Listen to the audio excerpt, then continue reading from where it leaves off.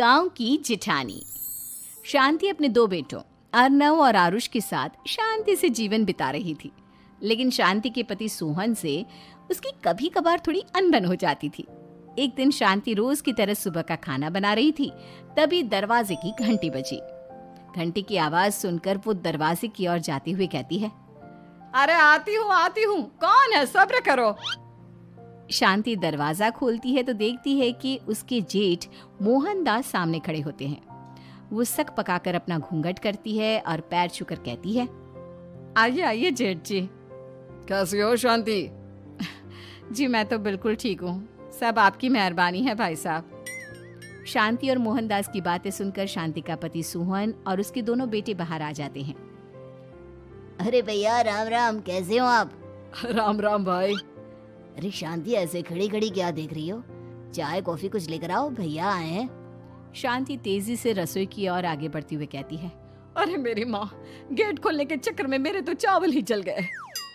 वो दौड़ी दौड़ी रसोई में जाती है और देखती है कि सारे चावल जल गए हैं। वो दोबारा चावल बनाने में लग जाती है। इतने में सोहन आवाज लगाता है, अरे शांति, तुम्हारे चावल का रोना खत्म हो गया हो तो चाय ले आओ। जी लाती हूँ अभी। शांति जल्दी जल्दी चाय बनाती है और मोहनदास को चाय देती है। सब एक दूसरे की खैर खबर पूछते हुए चाय पीते हैं। चाय खत्म होती ही मोहनदास शांति की ओर देखते हुए मजाक में कहते हैं, शांति, अब तुम्हारी चाय में दम नहीं रहा, अब हमें चाय बनाने वाली बदलनी पड़ेगी। ये कैसे मुमकिन होगा जेठ जी, घर और बाहर का सारा काम मुझे ही करना पड़ता है और कभी कभी जल्दी जल्दी के चक्कर में काम बिगड़ जाते हैं, जैसे आज चावल जल गए। अरे इसी का तो हल लेकर आया हूँ। मैंने रिश्ता देखा है अर्नव और आरुष के लिए। दोनों लड़कियाँ बहुत सुंदर और सुशील हैं। अगर आप दोनों इजाज़त दें तो बात करूँ आगे। सोहन और शांति रिश्ते की बात सुनकर कहते हैं, अब ठीक है, बात चलाइए ना भैया, पर पहले लड़की के बारे में कुछ बताइए तो सही। हाँ हाँ भाई साहब, लड़की कैसी है, परिवार कैसा है, कहाँ के रहने वाले हैं? देखो, परिवार तो बहुत अच्छा है, पर वे दोनों लोग बहुत गरीब हैं। दहेज में कुछ मिलेगा नहीं। अरे हमें दहेज में कुछ चाहिए भी नहीं, बस लड़की संस्कारी होनी चाहिए। एक लड़की तो पढ़ी लिखी है और शहर की रहने वाली है, पर दूसरी अपनी गरीबी की वजह से पढ़ न सकी और गांव में रहती है, लेकिन दोनों है बहुत खूबसूरत। अगर तुम सबको देखते ही पसंद ना आ जाए तो मेरा नाम बदल देना। हाँ, पर तो हम आंखें मूंद कर भरोसा कर सकते हैं भैया। आप आगे बात चलाइए, हम शादी करने को तैयार हैं। कुछ ही दिन में अर्नव और आरुष की शादी हो जाती है। आरुष की शादी अनपढ़ लड़की मंजरी से हो जाती है, जो कि बहुत भोली भी होती है, और अर्नव की शादी पढ़ी लिखी लड़की तनुजा से हो जाती है, जो कि घमंडी और चालू होती है। एक दिन मंजरी घर के काम कर रही थी कि अचानक शांति उसे आवाज लगाती है, बड़ी बहू, ओ बड़ी बहू, मंजरी जल्दी यहाँ आओ। मंजरी जल्दी जल्दी शांति के पास जाती है। बेटा मेरे पैर दबा दे, बहुत दर्द हो रहा है। जी माँ जी, बस बर्तन धोकर आती हूँ। अरे बैठ यहाँ, मेरे पैर में बहुत तेज दर्द हो रहा है, बर्तन छोटी बहू धो लेगी। मंजरी शांति के पैर दबाने लगती है तो शांति तनुजा को आवाज लगाती है, छोटी बहू, ओ छोटी बहू। तनुजा थोड़ी देर से आराम से चलकर आती है। जी माँ जी, आपने बुलाया मुझे? आपको कोई काम था क्या? तू कुछ काम कर रही है या? शांति की बात काटते हुए तनुजा बोलती है, कुछ नहीं माँ, फोन पर अपने घर पर बात कर रही थी। अरे बाद में बात करियो अपने घर वालों से, पहले जाके बर्तन धो ले। तनुजा मुंह बनाते हुए अपनी जिठानी की ओर देखती है और मन ही मन कहती है, ये महारानी वहाँ बैठी है, ये नहीं कि बर्तन धो ले। मैंने इतनी पढ़ाई बर्तन धोने के लिए की थी क्या? तनुजा दांत पीसकर वहां से चली जाती है। अगले दिन सब दफ्तर चले जाते हैं, तभी डाकिया चिट्ठी लाता है। शांति चिट्ठी लेकर मंजरी से कहती है, बड़ी बहू, जरा छोटी बहू को बुलाना, एक चिट्ठी आई है। मेरी तो आंखें कमजोर है तो मुझसे पढ़ा नहीं जाएगा। मंजरी तनुजा के पास जाकर कहती है, तनुजा, तुम्हें माँ जी बुला रही हैं। मुझ पर हुक्म मत चलाओ, काम बताओ काम। अरे मैंने तुम पर कहाँ हुक्म चलाया, और हुक्म चला भी दूंगी तो क्या हुआ, तुम तो मेरी छोटी बहन की तरह हो ना। तुम जैसी अनपढ़, जाहिल और गांव की गवार मेरी बहन नहीं हो सकती। बेचारी मंजरी तनुजा की बात सुनकर अपना सा मुंह लेकर रह गई। कोई चिट्ठी आई है, माँ जी तुमसे पढ़वाना चाहती है, बस इसलिए बुला रही हैं। मुंह टेढ़ा करके तनुजा मंजरी का मजाक बनाती हुए कहती है, अनपढ़ कहीं की। तनुजा का ऐसा बर्ताव देखकर बड़ी बहू बहुत दुखी होती है। तनुजा को अपनी पढ़ाई का घमंड इतना हो गया कि अब वो घर के कोई काम नहीं करती और अपनी जेठानी का मजाक बनाती रहती। तनुजा का ये बर्ताव अब उसकी सास को भी नजर आने लगा था। एक दिन शांति ने अपनी बड़ी बहू से कहा, मंजरी, तनुजा हर समय तुम्हारा मजाक उड़ाती है, तुम्हें गुस्सा नहीं आता क्या? आता तो है माँ जी, लेकिन मैं क्या करूं? जब भी उसे कुछ बोलती हूँ वो और भी जली कटी बातें मुझे सुनाकर चली जाती है।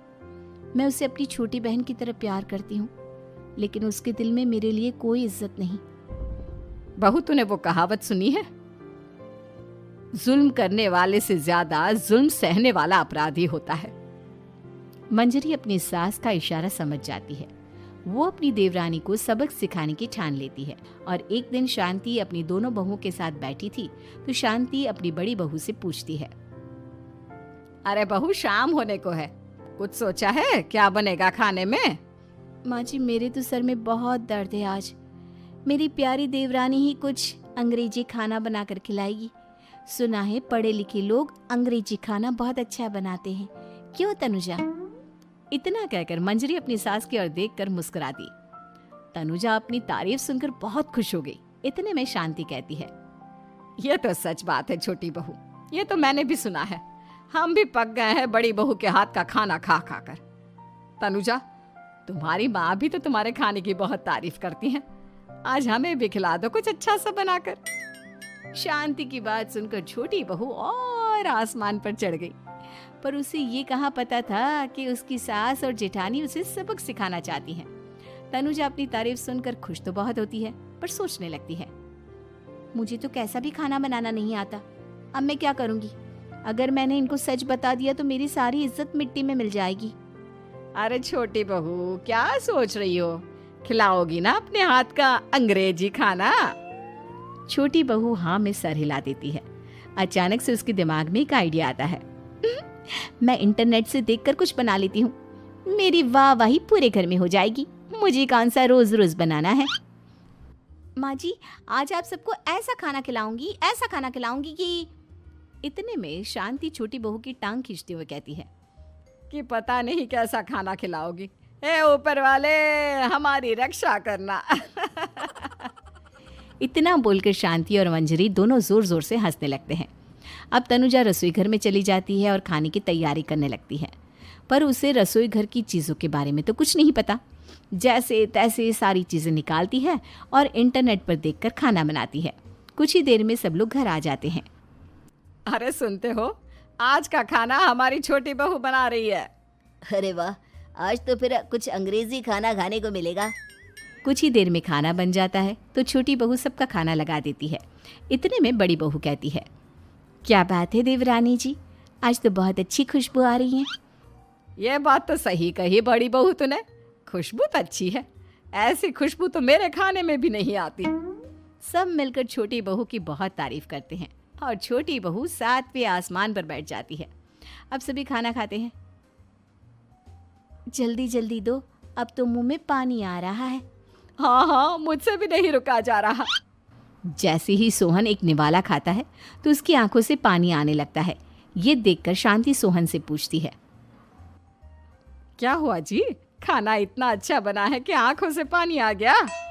सोहन चुप रहता है और धीरे धीरे से खाना शुरू कर देता है। इतने में सोहन छोटी बहू से कहता है, बेटी तुम भी तो खाओ, तुम क्यों रुकी हो? खाना सच में बहुत अच्छा है। ये कहकर सोहन जोर से हंस देता है। फिर सब खाना खाने लगते हैं, लेकिन खाने में नमक और मिर्च तेज हो गई थी। तनुजा से कोई कुछ नहीं बोलता, बल्कि उसे भी खाने को कहते हैं। जैसे ही छोटी बहू खाना खाती है वो पानी पानी कहकर चिल्लाती है, पानी, इसमें तो पानी।